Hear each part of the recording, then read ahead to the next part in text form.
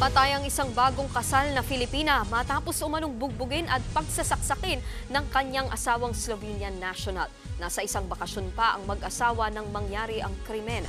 Nasa frontline ng balitang yan, si Rainiel Pawi. Ito ang Filipinang si Marvil Facturan at kanyang asawang Slovenian national na si Mitja. Kuha ang video noong huling linggo ng Disyembre habang sila'y papunta sa kanilang bakasyon sa Slovenia.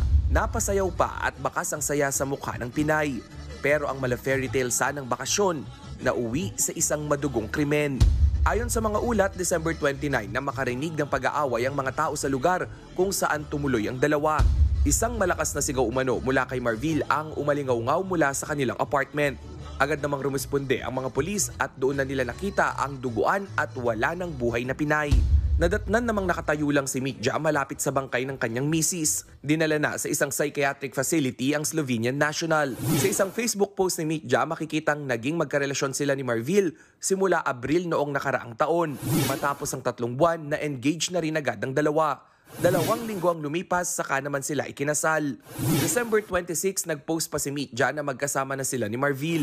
Dito niya sinabing dumating na ang kanyang regalo, kalakip ang solong litrato ng kanyang misis.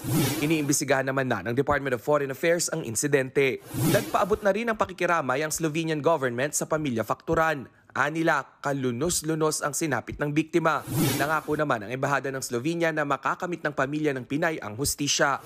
Para naman sa mga Filipino national na nakararanas ng pang-aabuso sa kanilang mga asawang foreigner, maaaring humingi ng tulong sa 1343 Action Line Against Human Trafficking. Nagbabalita mula sa Frontline, Rainiel Pawid, News 5. Mga kapatid, Nikki de Guzman po. Iba na ang may alam at may pakialam sa panahon ngayon. Para sa tuloy-tuloy na balitaan sa Frontline kahit weekend, mag-follow at mag-subscribe sa social media pages ng News 5.